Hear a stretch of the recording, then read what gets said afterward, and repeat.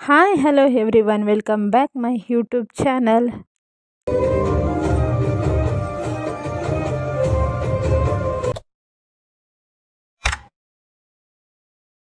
ಮಂತ್ರಾಲಯಕ್ಕೆ ಹೊರಡೋಣ ಅಂತ ಹೇಳಿ ಮಾರ್ನಿಂಗ್ಗೆ ಎದ್ದು ರೆಡಿಯಾಗಿ ಮೈಸೂರು ರೈಲ್ವೆ ಸ್ಟೇಷನ್ಗೆ ಬಂದ್ವಿ.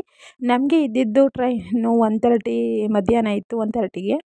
ಸೊ ಆಗಲಿ ಅಂತ ಹೇಳಿ ಬೇಗನೆ ಅಲ್ಲಿ ನಾವು ರೈಲ್ವೆ ಸ್ಟೇಷನ್ಗೆ ಬಂದ್ವಿ. ಸೊ ತುಂಬ ಟೈಮ್ ಇತ್ತು ನಮ್ಮ ಬಂದಿರೋದಕ್ಕೂ ಕೂಡ ಟ್ರೈನ್ ಬರೋದಕ್ಕೂ ಕೂಡ ಇನ್ನು ಬೇಜಾನ್ ಟೈಮ್ ಇತ್ತು. ಸೊ ಹಾಗಾಗಿ ಬಂದ್ವಿ, ನೋಡೋಣ ಅಲ್ಲೇ ಒಂದು ವಿಸಿಟ್ ಹಾಕೋಣ ಅಂತ ಹೇಳಿ ಸುತ್ತಮುತ್ತ ಹಾಗೇ ವಿಸಿಟ್ ಆಗ್ತಾಯಿದ್ವಿ.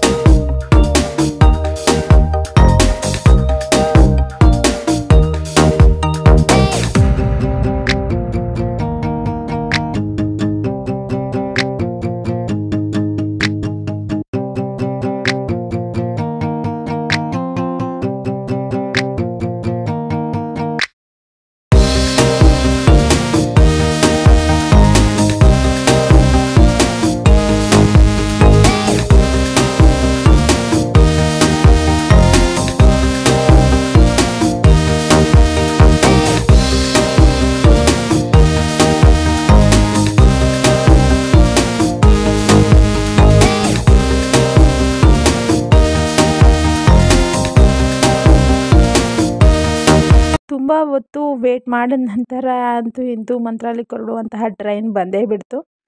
ಸೊ ಬಂತಲ್ಲ ಅಂತ ಹೇಳಿ ನಮಗಿರ್ತಕ್ಕಂತಹ ನಂಬರನ್ನು ನೋಡಿಕೊಂಡು ಸೀಟಲ್ಲಿ ಕೂತ್ಕೊಳ್ಳೋಣ ಅಂತ ಹೇಳಿ ನೋಡ್ತಾ ಇದ್ವಿ. ಅಂದರೆ ಒಂದು ಸ್ವಲ್ಪ ಟೈಮ್ ಹಿಡಿಯುತ್ತೆ ಅಲ್ಲಿ ನಮಗೆ ಫಸ್ಟೇ ಡೋರನ್ನ ಓಪನ್ ಮಾಡೋದಿಲ್ಲ, ಸ್ವಲ್ಪ ವೇಟ್ ಮಾಡಬೇಕಾಗುತ್ತೆ. ಸ್ವಲ್ಪ ವೇಟ್ ಮಾಡಿದ ನಂತರ ಟ್ರೈನ್ ಹೊರಡೋದಕ್ಕೆ ಸ್ಟಾರ್ಟ್ ಆಗುತ್ತೆ. ನಾವು ಟ್ರೈನಲ್ಲೇ ಹೋಗ್ಬೇಕಂದ್ರೆ ಫಸ್ಟೇ ಬುಕ್ಕಿಂಗ್ ಮಾಡಬೇಕಾಗತ್ತೆ. ಅಂದರೆ ನಾವು ಎ ಸಿ ಕಂಡೀಷನ್ ಇರ್ತಕ್ಕಂತಹ ಸೀಟನ್ನು ಕೂಡ ಬುಕ್ ಮಾಡಿದ್ದು. ಇದು ಒಬ್ರಿಗೆ 850 ಸಮಥಿಂಗ್ ಆಗುತ್ತೆ. ಸೊ ಬಂದ್ವಿ, ಚೆನ್ನಾಗಿತ್ತು. ಆದರೆ ಸ್ವಲ್ಪ ಕಂಫರ್ಟಬಲ್ ಅಂತ ಕೂಡ ಅನ್ನಿಸ್ತು. ಏಕೆಂದರೆ ಅಷ್ಟು ಕಂಫರ್ಟಬಲ್ ಅನಿಸೋದಿಲ್ಲ, ಎ ಸಿ ಕಂಡೀಷನ್ ಆದರೆ ಅಷ್ಟು ಕಂಫರ್ಟಬಲ್ ಇರೋದಿಲ್ಲ. ಹಾಗಾಗಿ ರೈಲ್ವೇಲಿ ಫಸ್ಟ್ ಟೈಮ್, ಏಕೆಂದರೆ ಇಷ್ಟೊಂದು ಲಾಂಗ್ ಟ್ರಿಪ್ ನಾನು ಹೋಗ್ತಾ ಇರೋದು. ಆದರೂ ಸ್ವಲ್ಪ ಚೆನ್ನಾಗಿತ್ತು. ಹಾಗೆಯೇ ನೇಚರನ್ನು ನೋಡಿಕೊಂಡು ಹೇಗೋ ಸಂಜೆವರೆಗೂ ಕೂಡ ಹೆಂಗೋ ಟೈಮ್ ಪಾಸ್ ಮಾಡಿದ್ವಿ. ನೈಟ್ ಸ್ವಲ್ಪ ರಿಸ್ಕ್ ಆಗುತ್ತೆ, ನೋ ಪ್ರಾಬ್ಲಮ್ ಅಂತ ಹೇಳಿ ಹೋಗೋಣ ಅಂತ ಹೇಳಿ ಹೋಗ್ತಾ ಇದ್ವಿ. ಯಾರೆಲ್ಲ ಟ್ರೈನಲ್ಲಿ ಹೋಗಬೇಕು ಅಂತ ಪ್ಲ್ಯಾನ್ ಮಾಡ್ಕೊಂಡಿರ್ತೀರೋ ಫಸ್ಟೇ ಊಟ ತಿಂಡಿ ವ್ಯವಸ್ಥೆನೂ ಕೂಡ ಮನೆಯಿಂದನೇ ಮಾಡ್ಕೊಬಂದರೆ ಇನ್ನೂ ಬೆಸ್ಟ್ ಆಗಿರುತ್ತೆ. ಯಾಕೆಂದರೆ ಅಲ್ಲಿ ಊಟ ತಿಂಡಿ ಎಲ್ಲ ಸಿಗುತ್ತೆ, ಬಟ್ ಅಲ್ಲಿ ಅಷ್ಟು ಕಂಫರ್ಟಬಲ್ ಆದಂತಹ ರುಚಿಕರವಾದಂತಹ ಊಟ ಸಿಗೋದಿಲ್ಲ. ಸೊ ಮನೇಲಿ ಫುಡ್ಡನ್ನು ಮಾಡ್ಕೊಬಂದ್ರೇ ತುಂಬಾ ಚೆನ್ನಾಗಿರುತ್ತೆ. ಹಾಗೆಯೇ ಆರಾಮಾಗಿ ಟ್ರೈನಲ್ಲಿ ಜರ್ನಿ ಕೂಡ ತುಂಬ ಚೆನ್ನಾಗಿರುತ್ತೆ.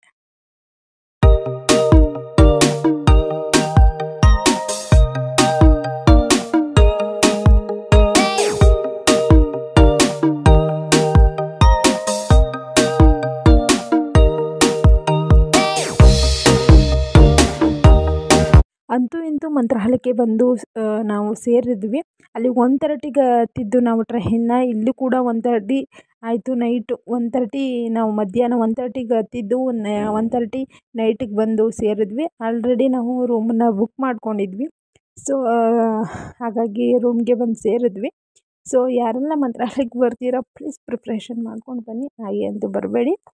ಗುಡ್ ಎಕ್ಸ್ಪೀರಿಯೆನ್ಸ್ ಅಂತ ಹೇಳ್ಬೋದು. ಟ್ರೈನಲ್ಲಿ ಯಾವುದೇ ರೀತಿ ಆದದ್ದು ಅಷ್ಟು ಅನ್ಕಂಡೀಷನ್ ಅಂತ ಏನಿಲ್ಲ, ಕಂಫರ್ಟಬಲೇ ಇರುತ್ತೆ. ಆದರೆ ಊಟ ತಿಂಡಿ ವಿಚಾರದಲ್ಲಿ ಸ್ವಲ್ಪ ಅನ್ಕಂಫರ್ಟಬಲ್ ಆಗಿರುತ್ತೆ. ಹಾಗಾಗಿ ಯಾರೆಲ್ಲ ನನ್ನ ಚಾನಲ್ನ ನೋಡಿಲ್ಲ ಪ್ಲೀಸ್ ಸಬ್ಸ್ಕ್ರೈಬ್ ಮಾಡಿಲ್ಲ, ಲೈಕ್ ಮಾಡಿ, ಶೇರ್ ಮಾಡಿ, ಸಬ್ಸ್ಕ್ರೈಬ್ ಮಾಡೋದನ್ನ ಮರಿಬೇಡಿ ಅಂತ ಹೇಳ್ತಾ ಥ್ಯಾಂಕ್ ಯು ಫಾರ್ ವಾಚಿಂಗ್.